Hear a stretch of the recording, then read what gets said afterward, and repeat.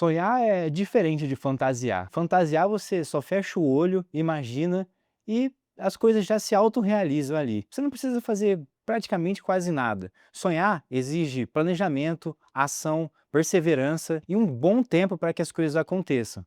A fantasia é alguma coisa que as pessoas geralmente fazem e só pelo fato de dar uma boa sensação, parece que isso já se realizou, fica meio que por aí. Mas sonhar exige muito mais. E sabendo de tudo isso, eu também tenho um grande sonho. Mas antes de falar sobre isso, eu queria que vocês acompanhassem comigo uma história. Okay.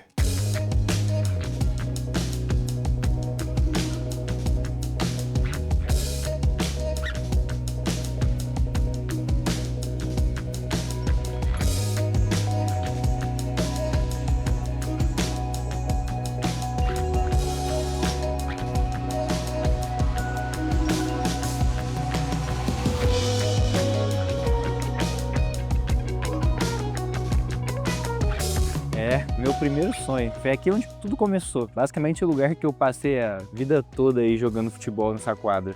Foi onde eu vi que realmente a competição pra mim não era uma coisa normal. Era algo que me deixava fora de todo mundo. Eu só conseguia enxergar isso e viver isso. Nada mais passava pela minha cabeça, independente do que eu estivesse fazendo. E foi aí que nasceu esse meu primeiro sonho. Será que eu poder ser jogador de futebol? Porque até antes eu jogava videogame, eu sempre gostei muito dessa parte, até jogos de luta, vivia competindo e só pensava nisso. Mas até então, naquela época, esportes nem era uma coisa que era visto como profissão. Então, quando eu comecei a ver que o futebol poderia virar alguma coisa, eu comecei a sonhar com isso, ser jogador profissional de futebol. Esse negócio de sonho para mim era simples, uma única coisa que eu precisava: dedicação. Então, independente do que eu fizesse, eu sempre estava colocando na minha mente o meu único objetivo era ser jogador de futebol. Então qualquer coisa que tivesse relacionada a isso, eu estava fazendo. Além de estudar, assistir os jogos, eu estava praticando muito. Eu estudava psicologia, nutrição, medicina, qualquer coisa que tivesse relacionada ao futebol, eu estava lá, porque era a única coisa que eu precisava, era dedicação.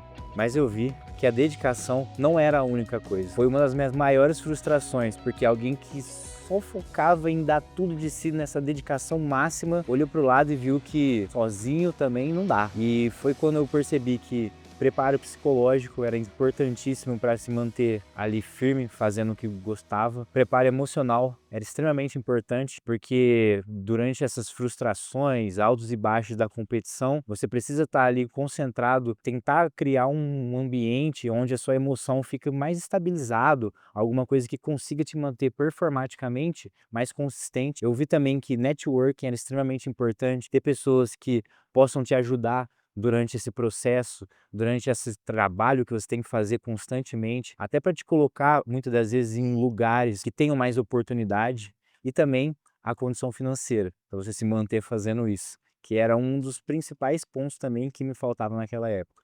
Isso me gerou uma frustração grande, a ponto de eu ficar me perguntando: será que eu não era bom o suficiente? Será que, de repente, se eu tivesse um pouco mais de condição financeira, um network melhor, isso mudaria? Isso era uma coisa que me corroeu por dentro durante muito tempo, porque, afinal de contas, eu sabia que sonho não era uma coisa fácil, mas não era uma coisa que só dependia de mim. Para piorar a situação, a minha família teve uma crise financeira e eu acabei tendo que desistir desse sonho e ir atrás de trabalhar em outras coisas que não fossem relacionadas ao futebol para ajudar em casa. Então, eu cheguei a trabalhar de secretária imobiliária, fui trabalhar no shopping e naquele momento eu senti que eu estava enterrando esse Arthur da infância. Bom, e para todo fim tem um novo começo. E no sonho não é diferente, porque antes de qualquer coisa, antes da fase de você fazer um planejamento, colocar em ação, perseverar, a fase mais importante que vem aqui é a fase da busca. E essa é uma fase importantíssima, que você vai olhar para dentro de você e ao seu redor para ver como essas coisas se conversam.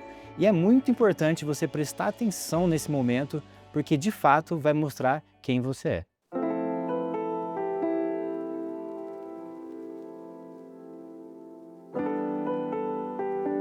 E foi aí que eu comecei a fazer faculdade.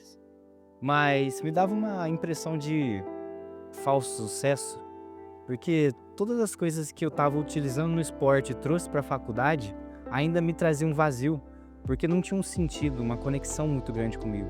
Eu comecei a fazer a faculdade de Direito porque eu queria aprender mais sobre as coisas, como funcionava tudo, mas mesmo assim ainda não me preenchia. Faltava uma coisa que pudesse ligar tudo aquilo que eu já tinha vivido para esse exato momento. E eu busquei em todos os lugares, tanto dentro de mim quanto fora, para encontrar essa coisa que pudesse linkar todo esse meu passado e com quem eu de fato era. Então foi quando eu comecei a buscar e encontrei o poker. Isso foi como um encontro meio inesperado, porque para mim não tinha visto ainda o poker como um esporte. E foi esse encontro que fez com que tudo isso fizesse sentido para mim. Quando me falaram que poker era um jogo de habilidade, eu fiquei meio sem entender. Pra mim, parecia mais um jogo de sorte, azar, e falaram que não. Na verdade, tinha sorte, mas não era um fator determinante. A habilidade era o que mais contava. Aquilo pra mim foi até uma coisa meio estranha, assim. Minha cabeça demorou um pouco pra entender. Então eu fui estudar a respeito pra saber como é que funcionava. E foi meio que paixão à primeira vista. Porque tudo aquilo que eu tinha no meu passado ali como competidor tinha reacendido uma faísca. E eu fiquei ali assistindo mesas finais durante horas e horas. E quando eu saí dali, eu já tinha decidido, eu ia ser jogador profissional de pôquer. Tomar decisões importantes geralmente nos coloca numa situação de solidão. As pessoas ao nosso redor não entendem muito quando a gente está tão conectado assim com o nosso interior. Eu sabia que aquilo era a minha única oportunidade. Não sabia se Deus tinha me dado mais uma oportunidade ou se Ele tinha me preparado para aquele momento. Mas eu sabia que eu precisava seguir em frente com aquele meu sonho. E foi aí então que eu, mesmo tendo algumas resistências por parte da minha família, meus amigos, durante bastante tempo, inclusive, eu sabia que aquilo é o que eu queria. Mas, sinceramente, nada mais importava. Eu sabia que era um pouco loucura, porque eu estava entrando no meio de um esporte que exigia dinheiro e na época também eu não tinha muita condição financeira. Então, para estudar e começar ali meu desenvolvimento, eu comecei a procurar livrarias por perto da faculdade ou perto da minha casa mesmo, para conseguir estudar alguma coisa. E foi então que eu achei uma livraria uns 4 quilômetros mais ou menos da minha faculdade e comecei a estudar por lá, nas minhas horas vagas. E cheguei até a matar algumas aulas de faculdade aí para conseguir ir lá pegar um horário bom, aonde tivesse os livros de poker disponível. E comecei a jogar free roll e sim, são uns torneios gratuitos, né, os free rolls. Durante praticamente uns 3, 4 meses até eu conseguir meus primeiros $30 e comecei a jogar cash game. Foi aí então que deu uma virada de chave e eu comecei a realmente ver dinheiro.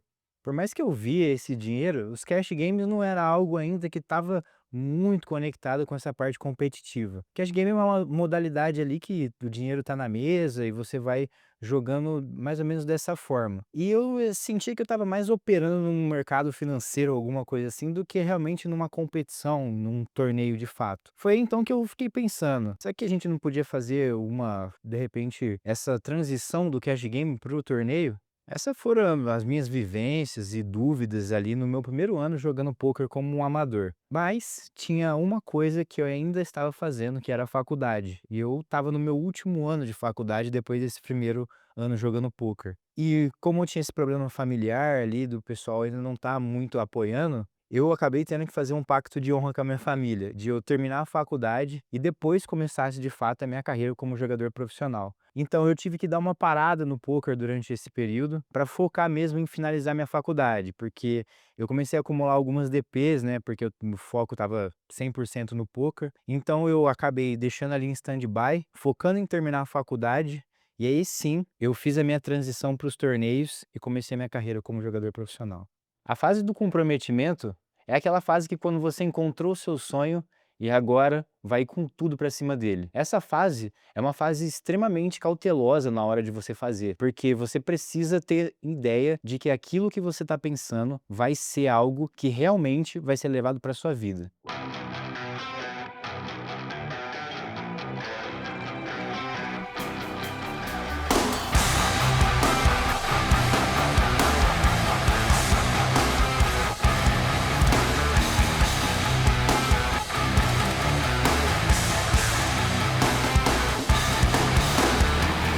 Depois de entrar de cabeça na profissão, no começo eu já estava querendo me comprometer muito com isso. E aí, para criar esse vínculo com queimar todas as possibilidades de ir para qualquer outra profissão do direito, eu fiz a tatuagem no dedo com o significado de Hero Call, né? Porque essa é uma jogada muito especial no poker e a gente até vai fazer um vídeo sobre isso futuramente, que é basicamente quando a gente está ali conectado com algo que a gente acredita de verdade, mesmo com as possibilidades estando baixas. Então foi para isso que eu fiz a tatuagem no dedo. Afinal de contas, era o meu sonho ali que eu tava colocando tudo de mim e acreditava. Então eu nem pensei duas vezes, porque eu acredito muito que quando a gente tem um sonho e quer realizar ele, só existe uma forma só de fazer isso, é não tendo plano B. Então, para queimar todas essas pontes antigas que eu tinha com esses vínculos, eu acabei me desligando e só colocando foco nessa única coisa.